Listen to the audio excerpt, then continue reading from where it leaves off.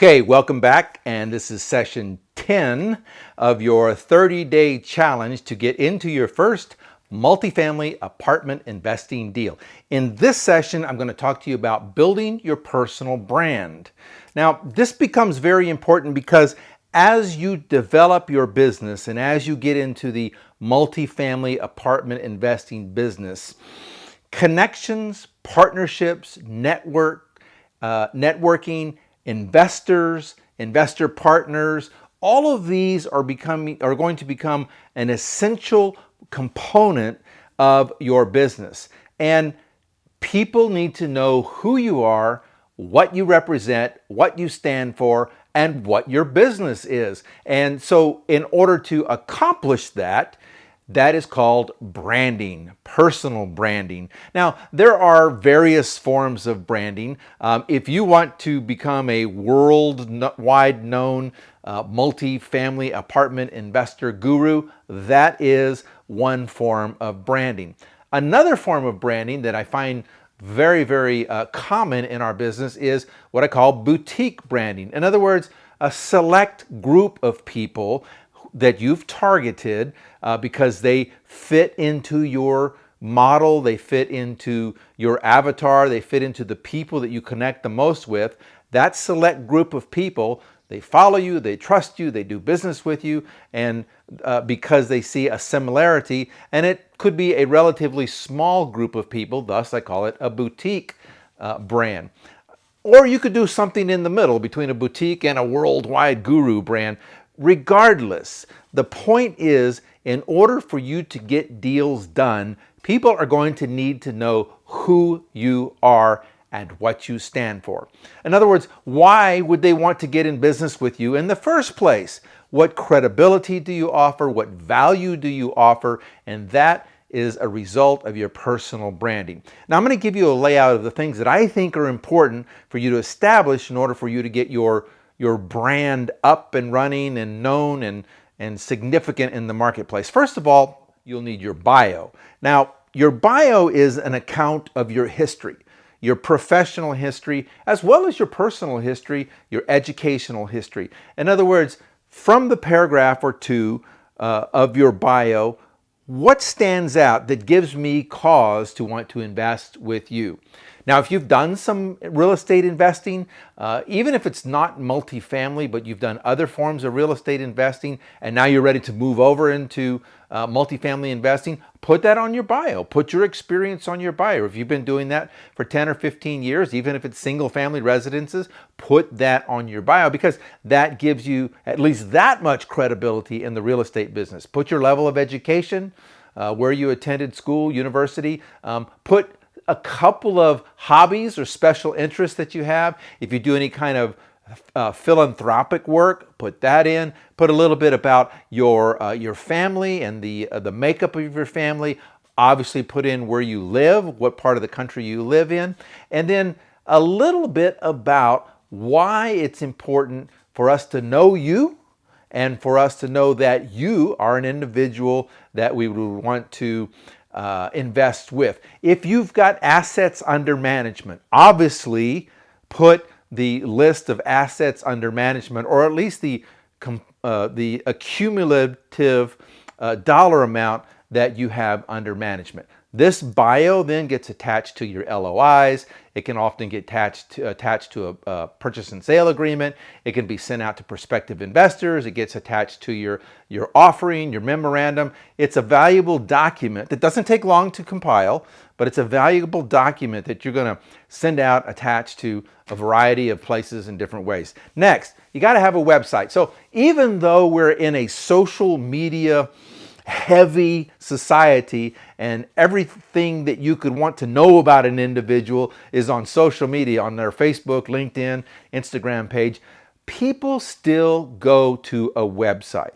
Now, in its simplest form, a website can be just one page.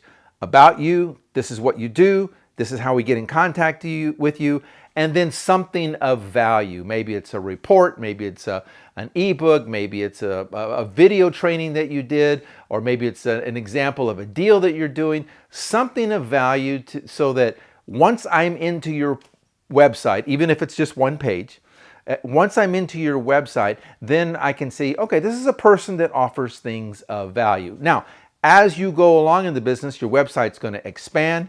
You're going to have tabs for your deals. You're going to have tabs for your markets. You're going to have tabs for any kind of training that you might do or any kind of examples of deals. You're just going to continue to expand your website. It's a never-ending process.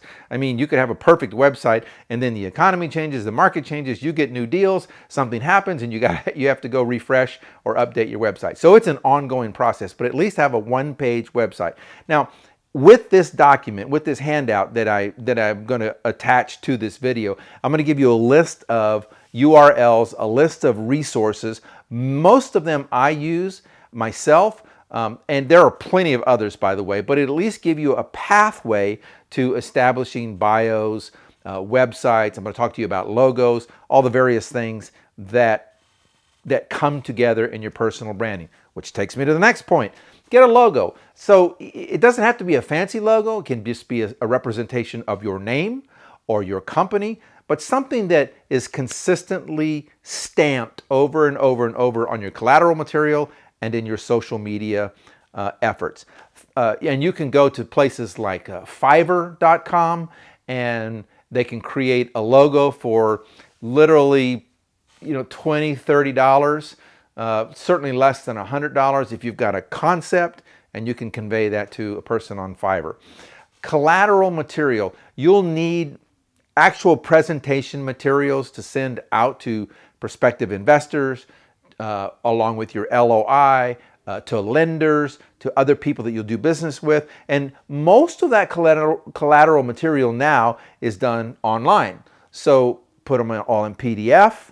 And, I'm talking about letterhead, presentation materials. I'm talking about maps. I'm talking about a description of your business. I'm talking about you personally, anything that you've done in the business. So, we would used to go to like a Chamber of Commerce meeting and everybody passed out their business cards. You may still have business cards. I haven't carried a business card in literally probably 20 years.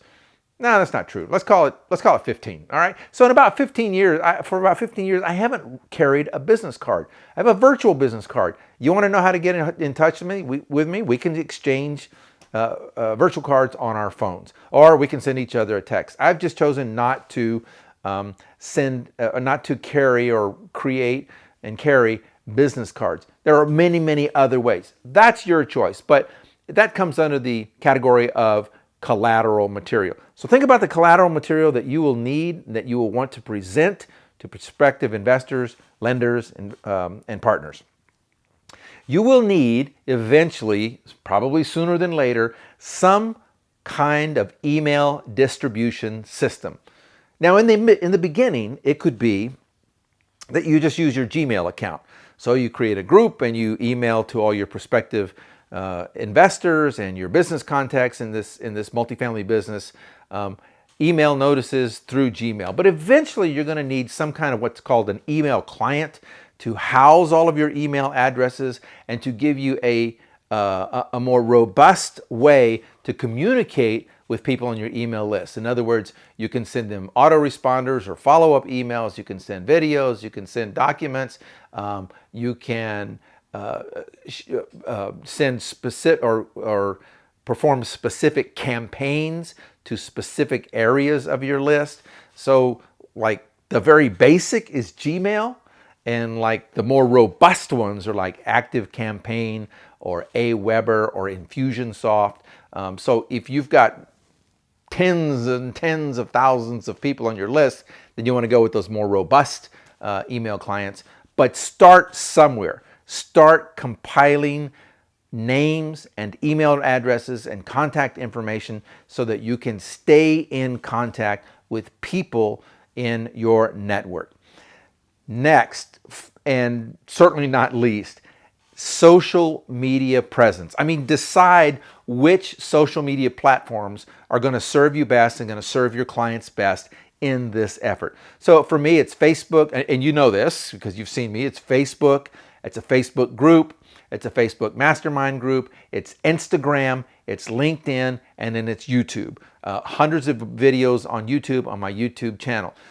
You don't have to go that far yet, but not too long ago, I looked on YouTube and my first video was uploaded in 2008. So I'm now 12 years deep on YouTube videos, and that's hundreds of videos. Those will accumulate. Your library of material will accumulate. But what is the basic? What do you need? Do you need some Instagram? Do you need some Instagram presence? Do you need some Facebook presence? Do you need a LinkedIn presence? I think you need all those, really. But determine which platform you're really going to drive and drill hard on, and then do it. Listen, it takes consistency and it takes a commitment to stay on social media professionally and not just goof off on social media. Overall, what does branding require? Well, number one, branding requires a commitment. It is your commitment to yourself. It is your commitment to your career. It is your commitment to your contacts, your investors, your partners, and so forth. You're saying to the world that you take your business seriously enough to establish a brand that is recognizable, no matter how small or how big.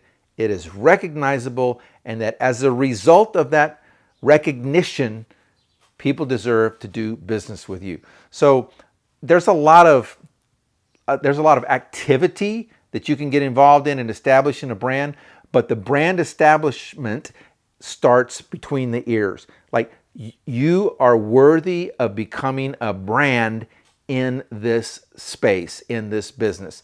So in order to continue to establish your brand, you've got to offer value, something of value. It's not just, let me get to know you, send you some email, dump some emails on you, and then hopefully you'll come up with some money to invest in one of my deals. That is not going to work. Okay, you've got to provide value to people. That can look at a lot of ways. You can share a book, you can share a video, you can share a podcast, you can start a podcast, you can write a book, you can do videos yourself, you can partner with other people who are branded.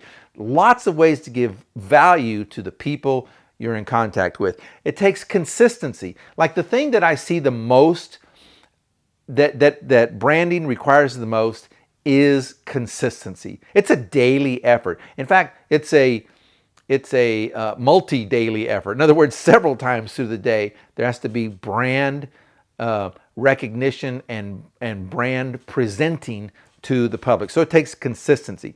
It takes follow-through with your network.